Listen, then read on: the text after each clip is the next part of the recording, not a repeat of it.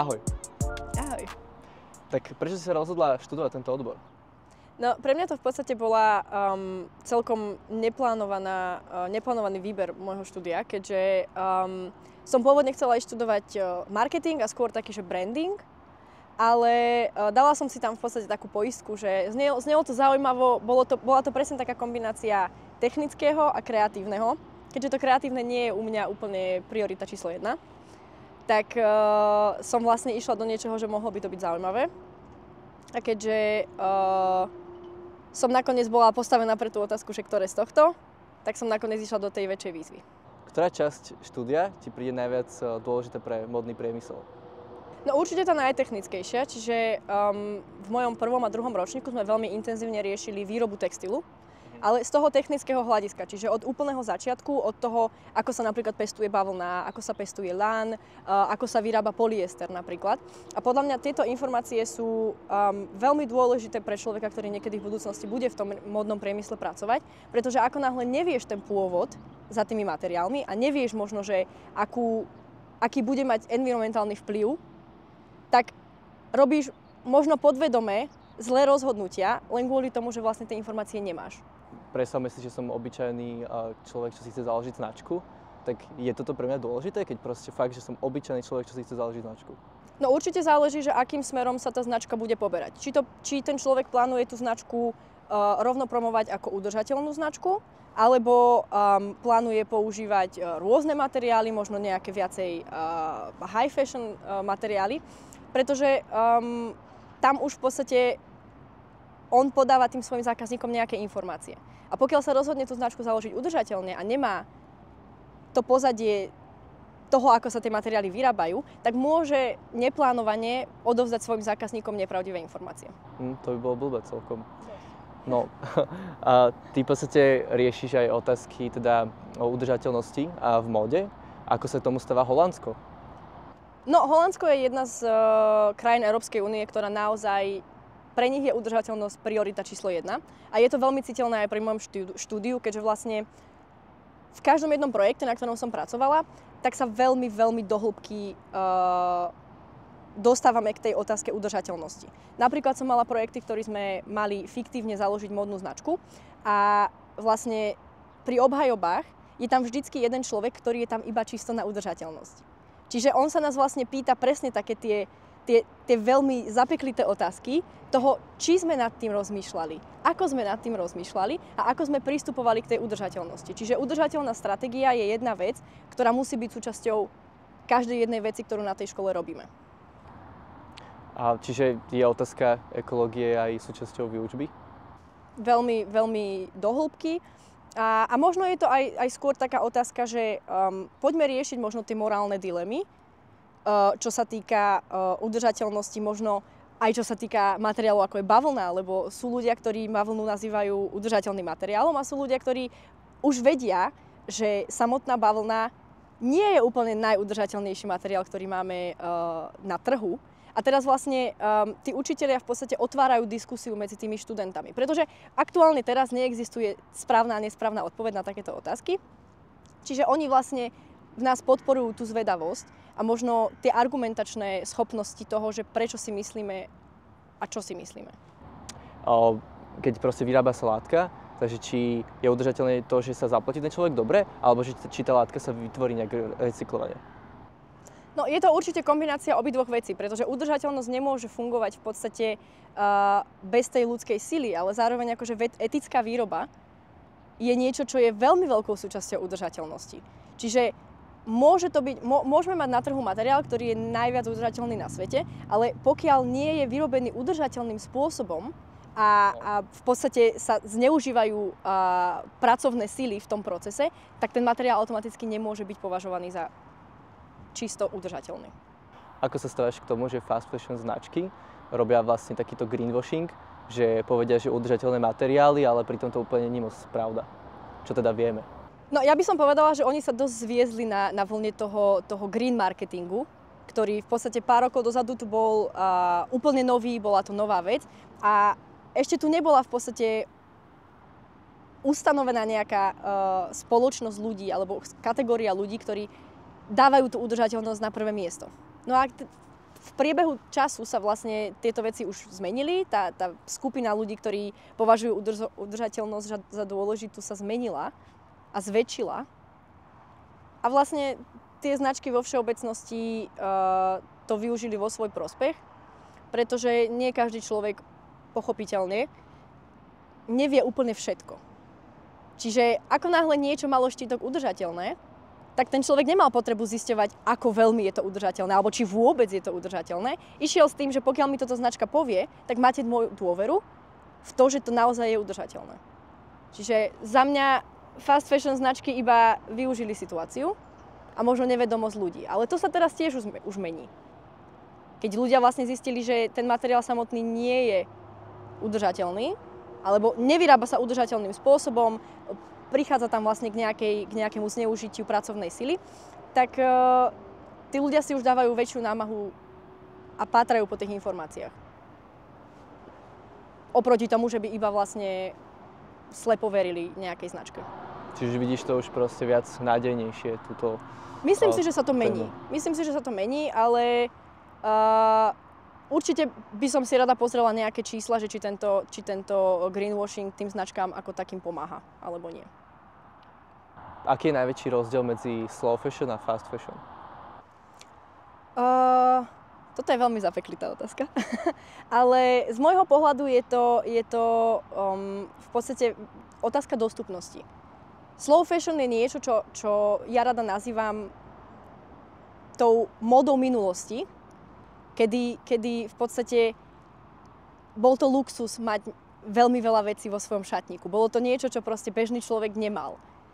Buď si šil veci doma, alebo si proste možno sa posúvali kusy oblečenia vlastne po generáciách. Lenže teraz vlastne žijeme v dobe, kedy máme prístup ku všetkému. A s tým prístupom ku všetkému prichádza aj možno nejaký väčší dôraz na ten materializmus a možno nejaký väčší dôraz na to, že ja ako konzument môžem mať, čo chcem. No, pravda. A už vlastne nezávisí na tom moja finančná situácia, či si môžem dovoliť vec, ktorá vyzerá veľmi draho. Čo v minulosti boli napríklad drahé róby, ale proste oni naozaj boli drahé. Oni vyzerali draho, ale oni aj drahé boli. Lenže teraz, keď sa pozrieme na fast fashion obchody, tak veľa z tých vecí na pohľad vyzerá veľmi draho. Pretože používajú materiály, ktoré proste sa tvária, že sú... Áno, naozaj, že sa tvária vlastne, že sú luxusné, alebo sú možno nejakým spôsobom vyššie v kategórii kvality, ale iba na pohľad. Čiže teraz vlastne už človek nebojuje veľmi s otázkou toho, že či si môže niečo dovoliť, lebo naozaj bežný človek si môže dovoliť aj vec, ktorá vyzerá veľmi luxusne. Aj keď napríklad vôbec nie je, nemusí byť ani kvalitná, stačí, že vyzerá dobre. Je možné si kúpiť fast fashion, ale zodpovedne? Za mňa áno, pretože fast fashion značky v prvom rade začali byť považované za fast fashion kvôli tomu, že ľudia si tam chodili nakupovať obrovské množstvo vecí. A teraz akože ten človek príde s tými vecami domov a je veľmi veľká šanca, že si 90% z tých vecí oblečie iba raz. A pokiaľ si nejakú vec ten človek kúpi s tým, že teraz tieto nohavice budem pravdepodobne nosiť najbližších 10 rokov, tak toto nebol fast fashion nákup. On si síce kúpil vec z fast fashion obchodu, ale on nad tým nerozmýšľal, že si idem kúpiť fast fashion vec, ktorú zajtra nechám v šatníku a už si ju nikdy neoblečiem. Čiže je to skôr o tom mindsete, že vlastne či si idem kúpiť vec na jedno oblečenie, alebo si idem kúpiť vec, akúkoľvek vec, ktorú plánujem nosiť veľmi dlho. Pretože takýto človek s mindsetom budem niečo nosiť veľmi dlho, neprodukuje ten textilný odpad, ktorý je veľkým problémom vlastne s fast fashion značkami. Ale v podstate nakupuje vo fast fashion. Áno. Ale je zodpovedný. Áno. On nakupuje zodpovedne. To, že nakupuje v obchodoch, ktoré produkujú veľké množstvo oblečenia, oni neprodukujú veľké množstvo oblečenia pre človeka, ktorý nakupuje zodpovedne. Oni produkujú veľké množstvo oblečenia presne pre tých, ktorí to plánujú kúpiť, oblieť si raz a pravdepodobne vyhodiť. OK, ale keď je tá látka alebo ten produkt vytvorený proste neekologický alebo nie sú dobre zaplatení tí ľudia, tak potom aká je tam tá... Určite toto je jedna z tých morálnych dilem, kedy sa môžeme baviť vlastne o tom, že aj nákup vo fast fashion obchode môže byť zodpovedný. Otázka už je potom, že či to tomu konkrétnemu človeku dovoluje finančná situácia. Pretože určite pokiaľ by mu dovolovala finančná situácia kúpiť si drahší a kvalitnejší produkt niekde inde, pretože ho plánuje nosiť tak strašne dlho, tak možno by nad tým rozmýšľal inak. Čiže toto je podľa mňa veľmi otázka individuality, že vlastne ako ten konkrétny človek rozmýšľa, akú má situáciu, v akej finančnej kategórii sa nachádza. A možno, keby tá dostupnosť tých fast fashion značiek nebola taká veľká, tak aj to množstvo toho oblečenia, ktoré sa naozaj kúpi na jedno použitie, by nebolo až také veľké. Myslíš si, že... Teraz dobre, počúvaj, teraz mi to napadlo. Fúha, okej, no daj.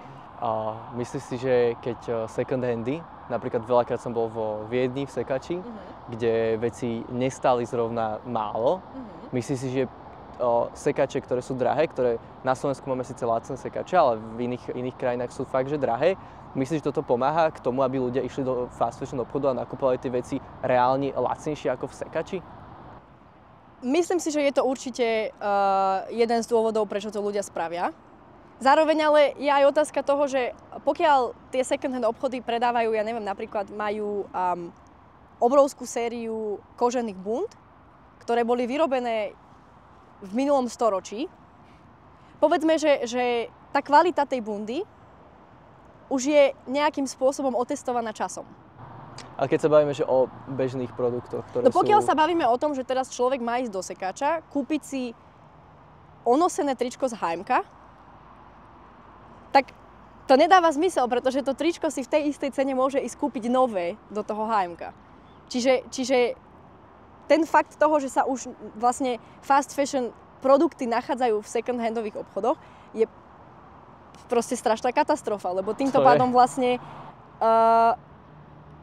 ten nákup nedáva tomu človeku zmysel. Ten produkt v tom second-handovom obchode proste nemá čo robiť. Pretože aj tak si ho nikto nekúpi, pokiaľ si môže kúpiť ten istý produkt za tie isté peniaze, len ho pred ním nikto nenosil. Čo ťa naučila škola o módnom priemysle, čo by mali vedieť všetci? Mňa určite naučila obrovské zodpovednosti v nakupovaní. Ja som, podľa mňa, ako veľmi veľké percento ľudí v mojej generácii, som bola proste strašne vychovávaná v generácii, kedy sme zrazu objavili fast fashion obchody. A zrazu som si mohla nakúpiť strašne veľké množstvo vecí za veľmi malé peniaze. A s týmto vlastne som tak nejak akože žila, povedzme, do mojich tých 20 rokov a možno do nejakých 18 rokov, kedy som objavila second-hand obchody na Slovensku. Ale určite ma škola viacej naučila vlastne o tej psychológii toho človeka, ako vníma to nakupovanie a že vlastne prečo možno pre mňa boli tie veci tak zaujímavé, tak to bolo presne kvôli tomu, že proste počas môjho detstva som nemala prístup k toľkým veciam. A už vôbec nie k tak lacným veciam. Čiže iba psychologicky som v podstate mala potrebu si toho nakupovať veľa, pretože keď som bola mladšia, tak som tých vecí tak veľa mať nemohla. Čiže zrazu to bol iba ako keby nejaký môj reflex, že vlastne potrebujem si kompenzovať to, že som to predtým mať nemohla a teraz už môžem. Ale ja som tie veci nepotrebovala. No. Nepotrebovala som ich vtedy, nepotrebovala by som ich teraz. Čiže iba možno pochopiť tú psychológiu toho človeka a psychológiu nakupovania, že prečo vlastne ten konzumerizmus je takým veľkým lákadlom pre nás. Je recyklácia textilu alternatíva ako fast fashion? Nie. Nie, pretože toto je presne otázka nadmerného nakupovania. A v podstate je tam tá ponuka a ten dopyt a všetko sa to vlastne doplňa navzájom. Pokiaľ by ľudia nemali tak neuveriteľnú, nenásytnú chuť stále nakupovať, tak ani tie značky by nemali tú potrebu tie veci vyrábať. Čiže tá recyklácia v podstate nevyrieši tento problém. Čiže to chyba ľudí? Áno, toto je otázka mentality a problém akože mentality ľudí, ktorí vlastne nakupujú obrovské množstva vecí, ale recyklácia tú mentalitu ľudí nezmení. Aké má zásluhy Európska únia v textilnom priemysle? Určite obrovské, hlavne z hľadiska bezpečnosti, keďže v rámci môjho štúdia sme teda riešili veľmi veľa aj smerníc, aj štandardov, ktoré v podstate ten textil musí spĺňať. Či už pri testovaní, alebo testovaní chemických látok, ktoré vlastne sa nachádzajú pri výrobnom procese. Pretože napríklad v ázijských krajinách táto kontrola vlastne neprebieha. To znamená, že vlastne človek, ktorý tam nakupuje oblečenie, nemá úplne prístup k informáciám, z čoho je ten materiál vyrobený, čo sa teoreticky môže nachádzať na tom produkte a v podstate nemajú absolútne žiadnu záruku kvality a bezpečnosti tým pádom. A Európska únia v podstate zabezpečuje to, že takýto produkt by sa k nám napríklad nemohol ani dostať. Čiže kvôli tej bezpečnostnej rade, ktorú vlastne Európska únia poskytuje svojim obyvateľom, by sa nebezpečné produkty nemali šancu do Európy dostať. Určite sa môže stať, takisto proste ako bolo veľmi veľa káuz, čo sa týka značky Shein alebo značky Primark, že proste určite sa môže stať, že sa zo pár takýchto produktov k nám dostane, lenže tá všeobecná bezpečnosť je o dosť dôležitejšia ako to, že áno, nejaký 1-2 produkty proste môžu tomuto podľahnúť. Ale povedala by som, že človek, ktorý nakupuje v akejkoľvek krajine Európskej únie, nemusí mať strach o to, čo si kupuje. Nemusí mať strach, že či proste ho niekto neoklamal, či informácie na štítku sú pravdivé. Pretože už len to, že ten produkt ten štítok má, je obrovská výhoda oproti produkcii v Ázii alebo produkcii napríklad na Blízkom východe. Dospievajú luxusné značky k fast fashion, keďže vlastne oni znižujú veľakrát svoju kvalitu, ale zvyšujú ich cenu v podstate, tých produktov. No, povedala by som, že kvalitatívne už veľmi veľa luxusných značiek nemá veľmi ďaleko od fast fashion značiek. A je to v podstate aj potvrdená informácia, že veľa z týchto produktov sa vyrábajú dokonca aj v rovnakých fabrikách. Len v podstate otázka je potom to, že aká značka to bude predávať, čiže presne tá cenová kategória bude možno iná.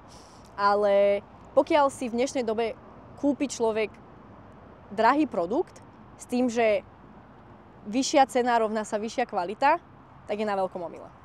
Veľa týchto značiek už má otvorené aj svoje outletové obchody, kde je veľakrát preukázané, že oni neposielajú to, čo sa nevypredá alebo nepredá, ale vyrábajú rovno pre tieto outletové obchody oblečenie.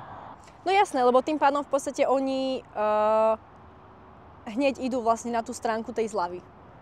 Čiže ten človek si povie, že nekúpim si to v plnej cene, to znamená, že tento môj nákup bol výhodnejší, ale stále ak nad tým rozmýšľa, že ten produkt je drahý, pretože je dobrý a je kvalitný a možno udržateľný, tak tam majú naozaj luxusné značky strašne veľa medzier ešte stále. No, posledná otázka na teba je, čo by si odporúčala niekomu, kto si chce založiť značku?